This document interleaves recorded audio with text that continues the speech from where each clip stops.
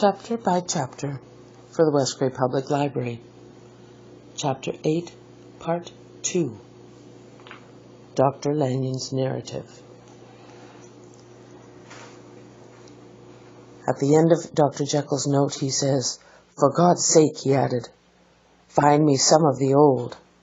"This is a strange note," said Mr. Utterson, and then sharply, "How do you come to have it open?" "The man at Maw's was main angry, sir, and he threw it back to me like so much dirt," returned Poole. "This is unquestionably the doctor's hand, you know?" returned the lawyer.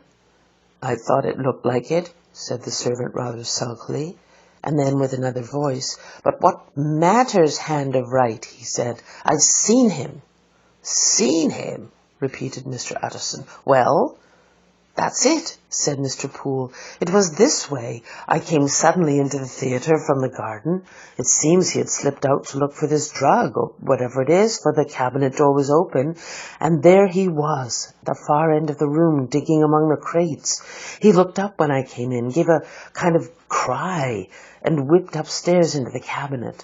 It was but for one moment that I saw him, but the hair stood upon my head like quills.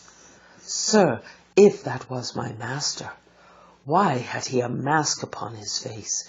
If it was my master, why did he cry out like a rat and run from me? I have served him long enough, and then—" The man paused and passed his hand over his face.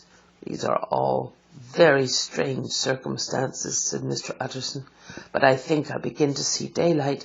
Your master, Poole, is plainly seized with one of those maladies that both torture and deform the sufferer. Hence, for aught I know, the alteration of his voice. Hence the mask and the avoidance of his friends. Hence his eagerness to find this drug, by means of which the poor soul retains some hope of ultimate recovery. God grant that he be not deceived. There is my explanation. It is sad enough, Poole, aye, and appalling to consider, but it is plain and natural, hangs well together, delivers us from all exorbitant alarms." "Sir," said the butler, turning to a sort of mottled pallor, "that thing was not my master, and there's the truth. My master," here he looked round him and began to whisper, "fine build of a man, and this was more of a dwarf." Utterson attempted to protest. "Oh, sir," cried Poole, "do you think I do not know my master after 20 years? Do you think I do not know where his head comes to in the cabinet door, where I saw him every morning of my life? No, sir, that thing in the mask was never Dr. Jekyll. God knows what it was, but it was never Dr. Jekyll, and it is the belief of my heart that there was murder done." "Poole," replied the lawyer, "if you say that, it will become my duty to make certain.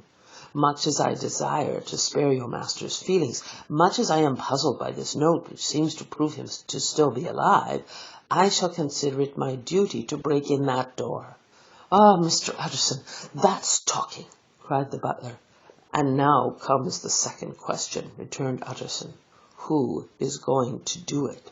"Why, you and me, sir," was the undaunted reply. "That's very well said," returned the lawyer, "and whatever comes of it, I shall make it my business to see that you are not the loser." "There is an axe in the theatre," continued Poole, "and you might take the kitchen poker for yourself." The lawyer took that rude but weighty instrument into his hand and balanced it. "Do you know, Poole," he said, looking up, "that you and I are about to place ourselves in a position of some peril?" "You may say so, sir, indeed," returned the butler. "It is well, then, that we should be frank," said the other. "We both think more than we have said. Let us make a clean breast. This masked figure that you saw, did you recognize it?" "Well, sir, it went so quick, and the creature was so doubled up, that I could hardly swear to that," was the answer. "But if you mean, was it Mr. Hyde? Why, yes, I think it was. You see, it was much of the same bigness, and it had the same quick, light way with it, and then who else could have got in by the laboratory door? You have not forgot, sir, that at the time of the murder he had still the key with him. But that's not all. I don't know, Mr. Utterson, if you ever met this Mr. Hyde?" "Yes," said the lawyer, "I once spoke with him. Then you must know, as well as the rest of us, that there was something queer about that gentleman, something that gave a man a turn. I don't know rightly how to say it, sir, beyond this, that you felt in your marrow kind of cold and thin." "I own I felt something of what you describe," said Mr. Utterson. "Quite so, sir," returned Poole.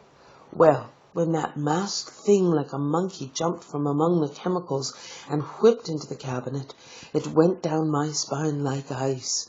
Oh, I know it's not evidence, Mr. Utterson. I'm book-learned enough for that. But a man has his feelings, and I give you my Bible word it was Mr. Hyde." Aye, said the lawyer. "My fears incline to the same point. Evil, I fear, founded. Evil was sure to come of that connection. Aye, truly I believe you.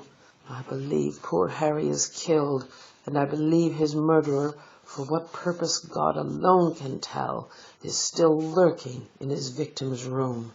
Let our name be vengeance. Call Bradshaw." The footman came at the summons, very white and nervous. "Pull yourself together, Bradshaw," said the lawyer. "This suspense, I know, is telling upon all of you, but it is now our intention to make an end of it. Poole here and I are going to force our way into the cabinet.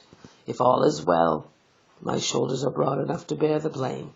Meanwhile, lest anything should really be amiss, or any malefactor seek to escape by the back, you and the boy must go round the corner with a pair of good sticks and take your post at that laboratory door. We give you 10 minutes to get to your stations." As Bradshaw left, the lawyer looked at his watch. "And now, Poole, let us get to ours," he said, and taking the poker under his arm, led the way into the yard. The scud had banked over the moon, and it was now quite dark. The wind, which only broke in puffs and draughts into that deep well of building, tossed the light of the candle to and fro about their steps, until they came into the shelter of the theatre, where they sat down silently to wait. London hummed solemnly all round, but nearer at hand the stillness was only broken by the sounds of a footfall moving to and fro along the cabinet floor. "All day, sir," whispered Poole, "and the better part of the night. Only when a new sample comes from the chemist, a bit of a break. Ah, sir, there's blood foully shed in every step of it. But hark again, a little closer. Put your heart in your ears, Mr. Utterson, and tell me, is that doctor's foot?" The steps fell lightly and oddly, with a certain swing, for all they went so slowly. It was different indeed from the heavy creaking tread of Henry Jekyll. Utterson sighed. "Is there never anything else?" he asked. Poole nodded. "I heard it weeping." "Weeping? How that?" said the lawyer, conscious of a sudden chill of horror. "Like a woman or a lost soul," said the butler. "I came away with that upon my heart that I could have wept too." But now the 10 minutes drew to an end. Poole disinterred the axe from under a stack of packing straw. The candle was set upon the nearest table to light them to the attack, and they drew near with bated breath to where that patient foot was still going and down in the quiet of the night. "Jekyll!" cried Utterson with a loud voice. "I demand to see you." He paused a moment, but there came no reply. "I give you fair warning. Our suspicions are aroused, and I must and shall see you," he resumed. "If not by fair means, then by foul. If not of your consent, then by brute force." "Utterson," said the voice. "For God's sake, have mercy." "Oh, that's Nottle's voice. It's Hyde's," cried Utterson. "Down with the door, Poole." Poole swung the axe over his shoulder. The blow shook the building, and the red baize door leaped against the lock and hinges. A dismal screech, as of mere animal terror, rang from the cabinet. Up went the axe again, and again the panels crashed and the frame bounded. 4 times the blow fell. But the wood was tough, and the fittings were of excellent workmanship, and it was not until the 5th that the lock burst, and the wreck of the door fell inwards upon the carpet. End of Chapter 8, Part 2. Look for these and other chapters at the West Grey Library's YouTube channel.